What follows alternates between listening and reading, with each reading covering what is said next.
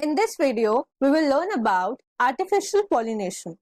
As we all know that there is a constant need for the improvement in the quality of seeds and increase in the production of grains, cereals, fruits, vegetables. Why? Because the human population, it is increasing day by day. So we have to provide food for them, and there is an improvement in the quality of seeds and the increase in the production of grains is needed.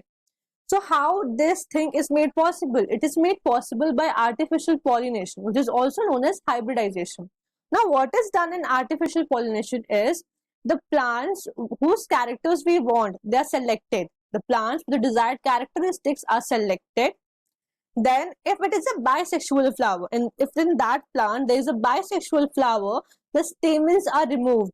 What does that mean? The male part is removed, the male reproductive part is removed, so that the flower can be used as a female flower, and the removal of the male part is called as emasculation.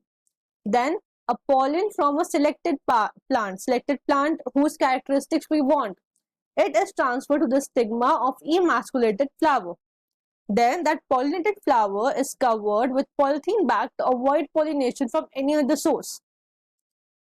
Let us all see this figure and understand this. Here we can see that this is a bisexual flower. The anther is also present, the stigma is also present. So what we did is we removed the anther. We can see the scissors, we removed the anther and only let it be with the stigma. We emasculated it.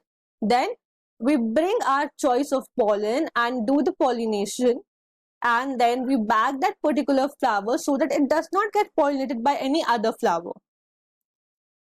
What is the aim of artificial pollination? The seeds which are obtained by artificial pollination, we will call those seeds hybrid seeds. Now, the seeds from which these plants are made, or the plants which are obtained from these kind of seeds, are called hybrid plants.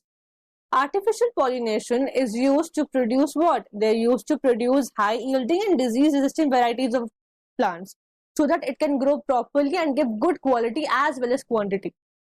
Artificial pollination is needed so that the plants can grow and mature early. The plants will have better quality of flowers and seeds with high nutritive value and palatability. What does this mean? The seeds or the anything that is being produced by that particular plant, it will have high nutritive value, which will be good for the population.